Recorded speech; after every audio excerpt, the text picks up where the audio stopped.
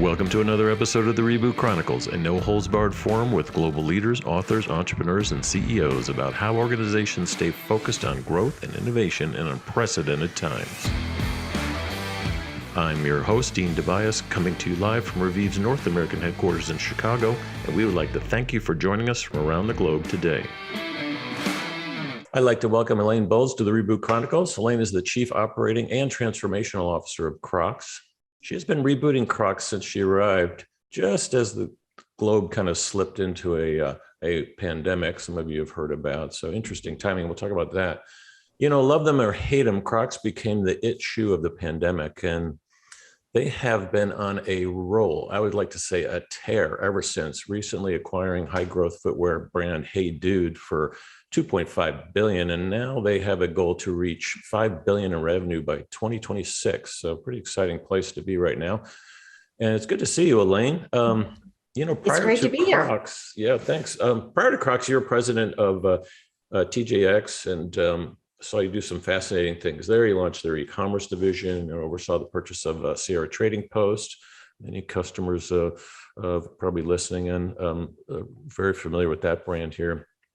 You know, given that really dynamic rebooting background that you have, really curious, how did you approach your early days kind of coming into Crocs? And I know a lot of people that started their job day one during the pandemic. So we know you did that, but how did you figure out what to do and get you guys on this massive growth tear you've been on? Yeah. So this was sort of an interesting move for me. I had spent a long time in digital business, and this role at Crocs is operations, supply chain, technology, business planning, and really kind of transforming that piece of it. So all the boring stuff that makes a big difference. You know, I never thought it would become so exciting these past few years. It's been very different. You're the center of attention now. Everyone's talking about it. So I think, you know, what was kind of interesting about it was that Crocs had really been underway in its transformation for a number of years, really looking at how we focused on the iconic clog, on how we really rethought our marketing, kind of really designed a lot of our brand around kind of come as you are and being comfortable in your own shoes. We know Crocs is polarizing. We know people love and hate them, and we kind of embrace that. And so Crocs was already off to a pretty good start when I started at the company. For me, it was an amazing opportunity to join a growing company, but in a way that was completely new to me. And so I started already a little behind the eight ball in terms of learning some new areas. And you're right, the first week the pandemic hit. And so, you know, I think what really was impressive and kind of how we approached it was to almost have a pandemic playbook that in that first week we really crafted together as a leadership team. We kind of had a defensive push and an offensive push, right? Defensive, how do we think about conserving our cash? We don't know what's going to happen. How do we manage our inventory much more tightly? And then offensive, how do we really make the most of our ability to connect with consumers during this time? Comfort, both I think physical and emotional, became a very big deal. And we've got a profound history with the healthcare community. And so took the opportunity to give away 850,000 free pairs of Crocs to the healthcare community. So, and that, we had a heart surgeon on this program a while back, and he takes his Crocs and they just hose them down for him, clean them up, and he's off to the next operating room. It's amazing. It's a beautiful thing. It's a beautiful thing. So I think we took a pretty aggressive approach and pretty well aligned across the board. And I think, you know, we've always been kind of on a digital first push since the turnaround at Crocs really started around, I'd say 2014, 2015. And that went into overdrive. So really doubled down on digital. That has obviously kind of paid off nicely. And and the rest is history. It's been an incredible ride. Just in the last year, you know, we hit over 2 billion in sales, 2.3 billion. That's a 67% increase in sales. Wait a minute. That means year-over-year growth was $1 billion? $1 billion.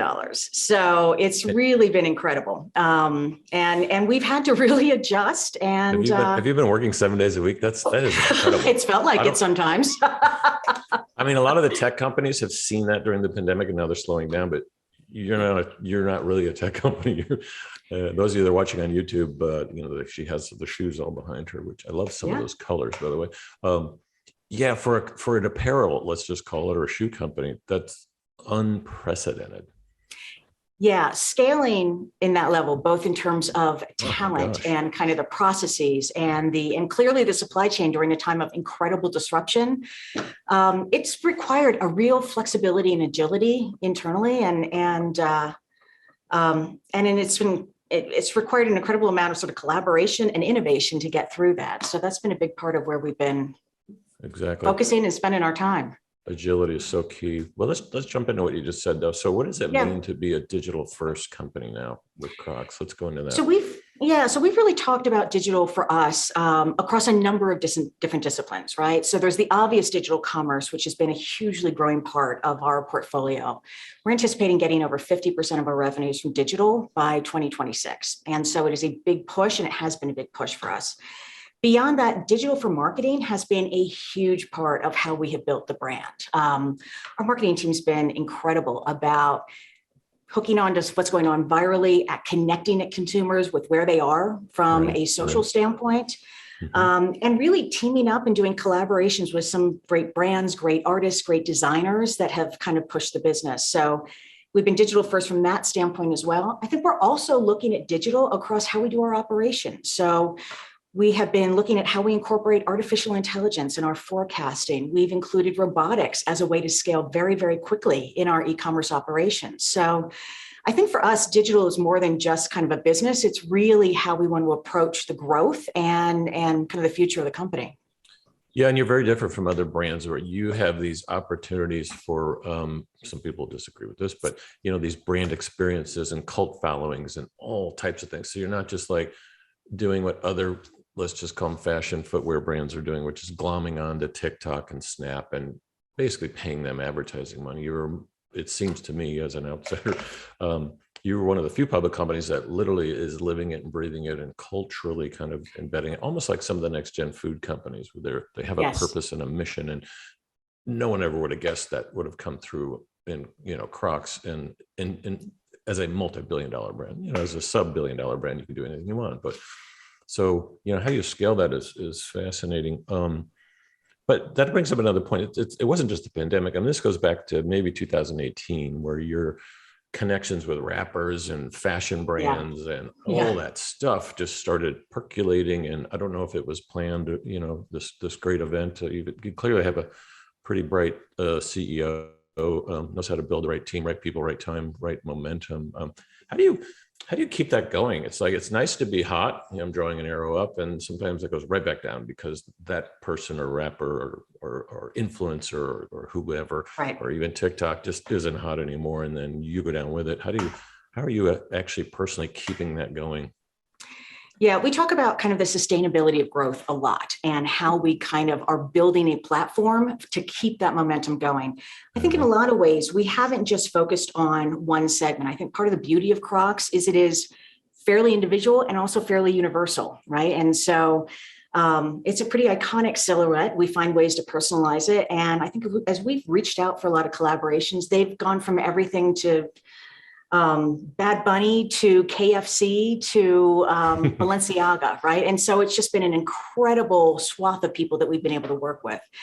Part of the kind of advantages of that approach is also meant it's brought a lot of innovation into the company from some of those external partnerships as well. And so we've really kind of gotten a lot out of both ends of it. So I think, we've thought about kind of the marketing piece and how we really create a brand that isn't about one thing in one moment, but is really about just being who you are, which is a pretty universal quality, and being comfortable, and which I think we all want. I know I doubt I'll ever go back to 3-inch heels again after the last few years.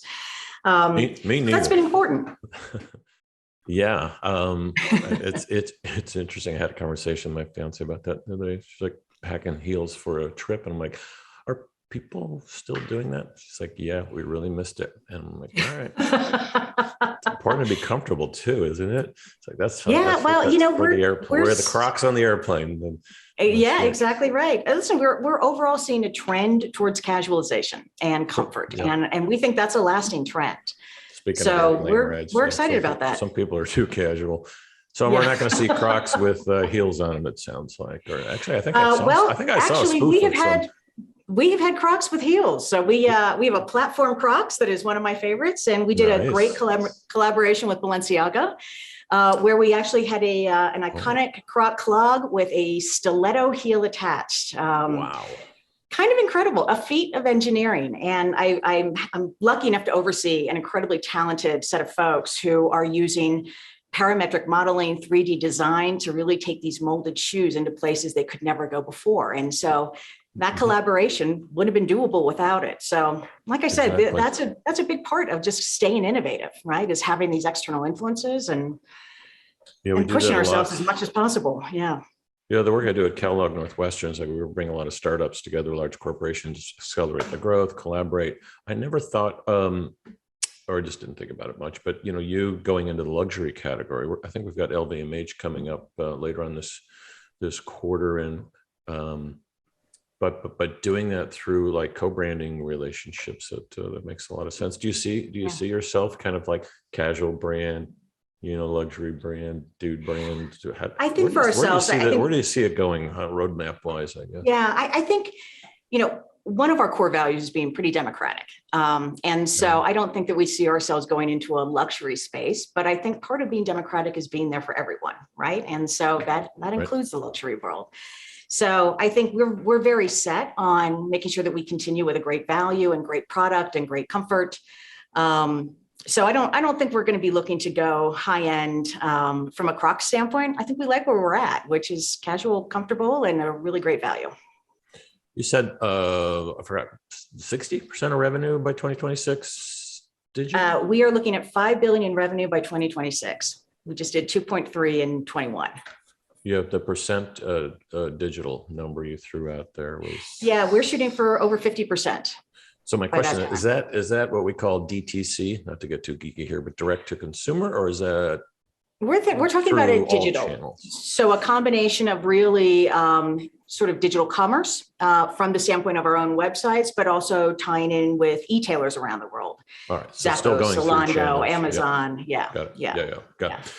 Because many brands that are starting out competing with you, the little ones, you bought one, they're just going DTC and not going through regular channels. You guys are too big for that. But that brings up a good segue. Thanks for mentioning that. Let's talk about the rest of the globe and your impact around the world. I mean, it seems to me, looking from the outside, both Crocs and the Hey Dude brand have a massive international opportunity here. We really do. I think what's going on there? We've seen great growth in the Americas. But last year, we also saw growth in every one of our regions. So we're in 90 countries around the world. And so you look at EMEA, we're seeing terrific growth there. Asia is a big focus and opportunity for us for Crocs. Yep. So we've actually, we're a pretty international company, and that's a big part of our strategy as we go forward.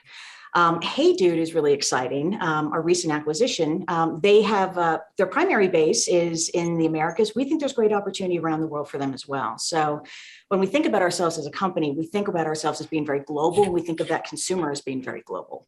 And so we really make sure that we've got our connections built with all of our offices and folks around the world, and that we're thinking about where we go, not just from a North American perspective, but really from a global perspective.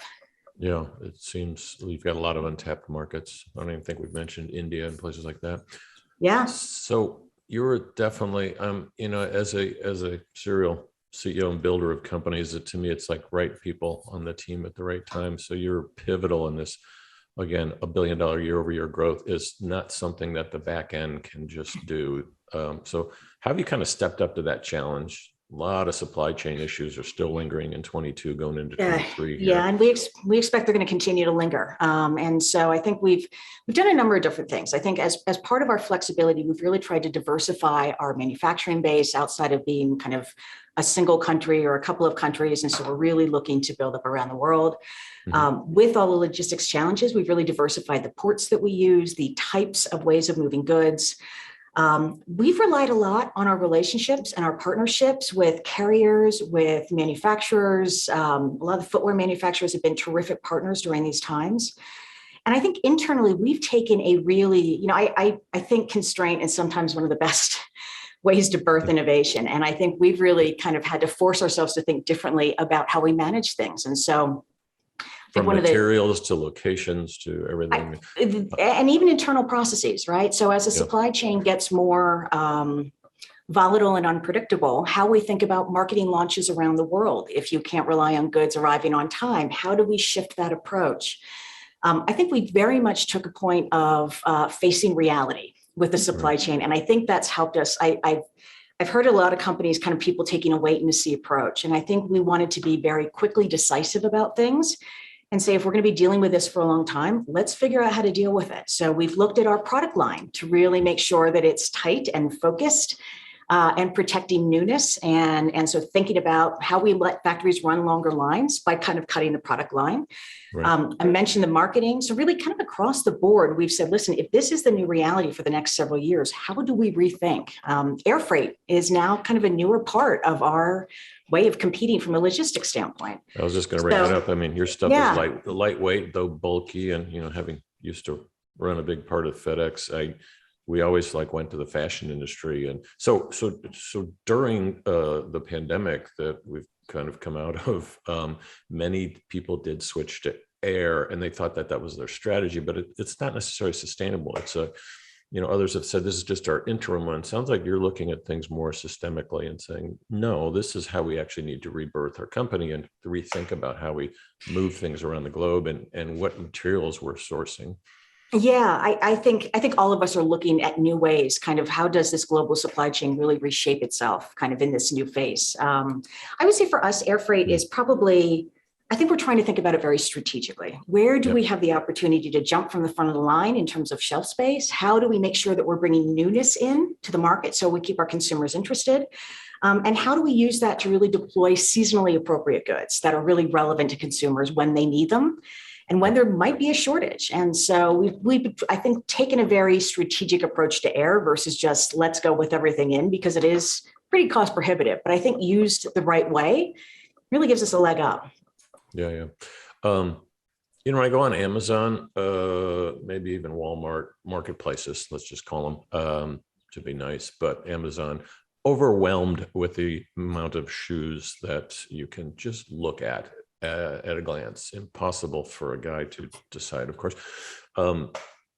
It's just overwhelming, and they all look the same or similar. They're going through fashion trends, and then you start searching by pricing, and so the whole digital experience there is interesting. And then a Crocs pops up, and you go, "Whoa, what's that?" It's totally.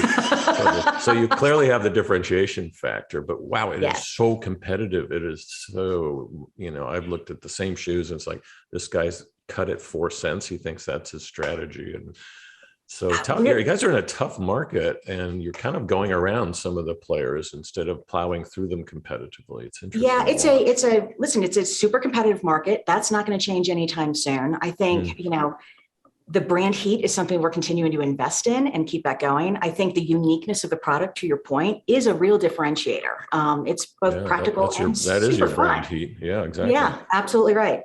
Absolutely right. So I think, it's why we kind of really invest in the marketing. It's why we want to be innovative and a little bit different. Yep. And that keeps us relevant with consumers. So hopefully it does stand out. Yeah, exactly. What's hot right now, just in the core product lines? What are we going to see coming up in the next? So we continue to have some really fascinating collaborations. I'm not going to announce them here, but stay tuned. It's pretty exciting stuff. I think we're seeing kind of color is big. It's fun. It's exciting. We're kind of, we've gotten some really exciting things going. We're looking at height as well. And sort of, platform Crocs, and kind of how do we think about adding a little bit more of a fashion twist. I think we're also seeing, as people have gone more outdoors, we're investing in kind of, Crocs that are good for hiking in rough terrain. And really our biggest focus right now for growth is sandals. So we bring a tremendous amount molded shoes, which is what we do with our clogs, really extends beautifully to the sandal space, great beach shoe and all the rest of it. And so for us, we see a tremendous opportunity in sandals. And we're seeing some great growth there. Yeah. Yeah, sandals, and I don't know if you call them tie-ups, but whatever. But yeah, because yours have never been good for hiking because they don't grab the foot, so to speak. I used to be chairman of a 3D printing company. Have you guys played with that at all? Custom molded shoes? I mean, yours is perfect for it. Yeah, I think, like I said, we're doing a lot of really interesting technology with molded shoes. Parametric design has been really great. We're playing with different ways to really think about molding capacity and kind of the sorts of shapes that we can create with these really unusual shoes. So the creativity is kind of boundless. We do a great business in personalization through gibbets, which are little charms that we kind of put in the holes of the shoe. We find our customers really like taking the quirkiness of Crocs and really expressing themselves through that. 3D is a really amazing technology to be able to quickly respond in some of these areas of personalization. And so we're looking at a number of different technology methods to add graphics to the shoes, to really play with those charms, 3D printing, et cetera. So this is an exciting, I shouldn't say canvas since we're not talking about canvas, but it's an exciting kind of canvas to play with when you're talking about molded shoes. I know that's why I brought it up. Thanks for leading me into personalization. That's where I was going. Revive, our sponsor, it's personalization technology that allows you to scan your face and all types of beauty supplements, hair care, everything that you would like customize. Haven't got the shoes yet, but the ability for people to feel like things are personal. With shoes, there's a whole orthotic thing. We won't get into that. That's a little geeky here, but that's taking off too. You mentioned color though, which is fascinating. Just to touch on XYZ millennials, what you're doing, how you're attracting them. Because if you look at their environments, it's been kind of mood tones and grays and things, and they're afraid of color. I've been told by psychologists that, because we have a lot of design people that work on things, but not so much with fashion. The colors behind you, I see many people expressing themselves with color, but not so much, very different from their living environments. I just find it fascinating. Yeah, it's another way I think that people can add a lens of kind of being a little different, expressing who they are. I think, for us, it's a core part of our identity is that fun. Crocs isn't a serious shoe. We know it's a little funny looking and it can be a little bit kind of, some people love them, some people hate them. But I think what we've really found with our customer base and a lot of folks have come to us around this idea of how do I make it my own? Whether it's kind of Sharpies on a Croc or it's gibbets or it's really fun colors that are bright and noticeable. That's been a big piece for kind of keeping us exciting. Well, Sharpies on a Croc. I could think of a few more, but we won't let them out here. I know the family that started Sharpies, so they probably love that royalty-wise.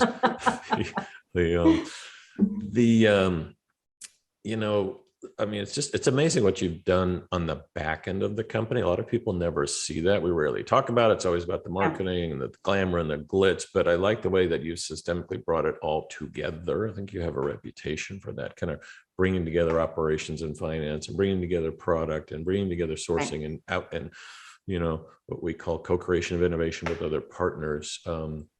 How did that go over when you started culturally? Is any challenges you had to face there?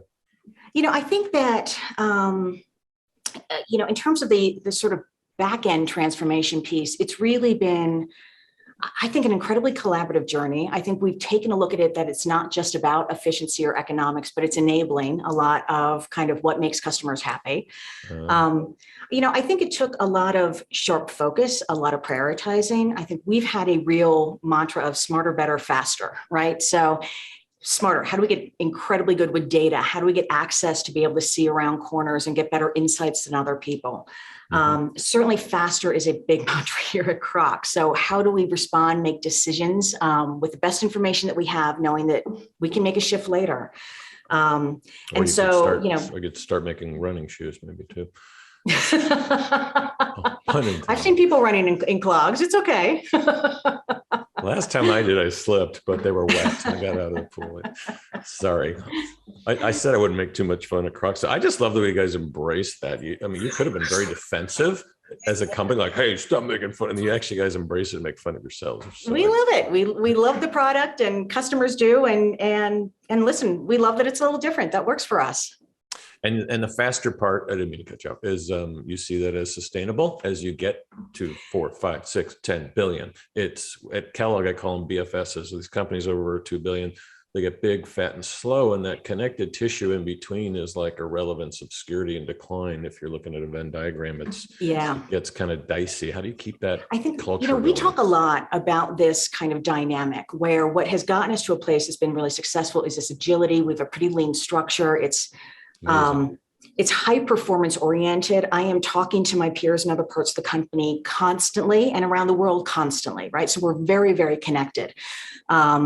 I think that we really hold true to this flexibility and this agility. And for us, right? Should I start that over? Sorry about that. No, you're good. So from a flexibility standpoint, that is a big focus for us. I think, we are really, part of our culture is really move quickly, fast decisions, be smart, use the data, think about the implications, and be focused and be prioritized. I think, we really want to have smart growth, sustainable growth, but we know that what works about this company, and frankly, what makes it so fun to work at, is that we are moving quickly and we're making things happen. And I've seen some of those companies that move so slowly. We don't want to become that. And so a big part of our conversation right now is really balancing how we build in sustainable processes and ways of acting that we can scale with the ability to still change quickly, respond to the marketplace, and keep a real attitude that we don't have it all figured out, so we better be willing to change on a dime.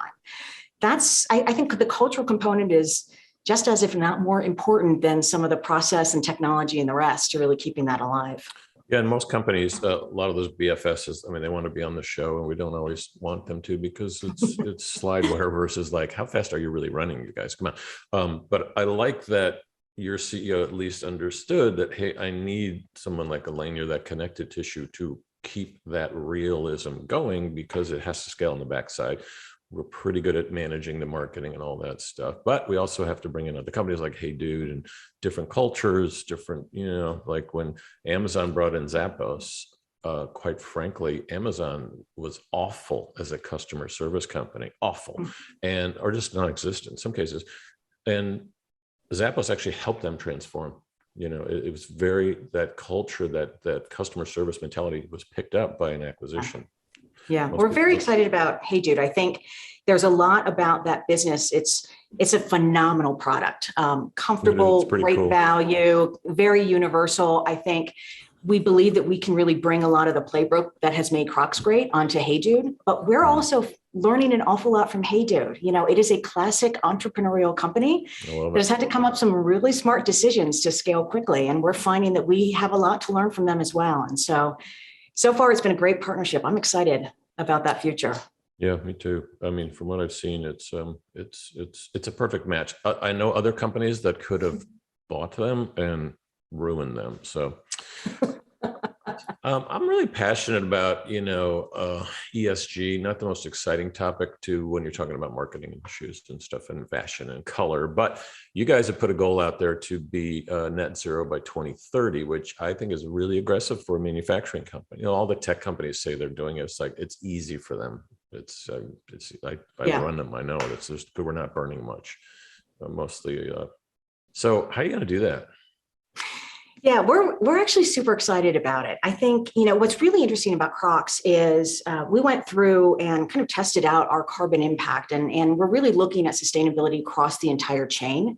Mm-hmm. What's interesting is when we took a look at our icon relative to a number of other footwear icons, we came out remarkably well in terms of starting out from a very low carbon footprint. So one big advantage is that we're starting from a really great place right now. In addition, we're continuing to innovate. And so we are now currently manufacturing shoes with a bio-based resin. So things that are made out of waste products from cooking oils and pulp and paper industries. And so shifting kind of from fossil-based to more of that bio-based. And so where we start low, it actually gets us to a really incredible place. It's a great advantage to be able to kind of come at carbon from a product standpoint, as opposed to just looking at how through the chain you try to drive it down, because it means we can make a much more fundamental impact. Yeah, so that's like byproducts of other industries. I guess that counts in the carbon footprint math. There's some companies that are kind of still in the greenwashing phase, but by 2030, I think there's going to be a lot more rigor around how it's measured, how it's handled on the blockchain. Yeah. It's audited. It's not just like, oh, here's some numbers. Like, no. Let's see We've how you're really yeah. performing. So you guys seem like you're way ahead of it now. We've really taken a science-based approach. So we've been leveraging science-based targets. We are using actual carbon calculations in how we're thinking about our product. So we're coming at a place from data to start with, as opposed to kind of a marketing angle. And listen, I think a brand with meaning is important to customers now. They want that. They're asking about that. So we recognize that we want to continue to be one of their favorite brands out there. And so we're pushing fast. Well said, humbly said too.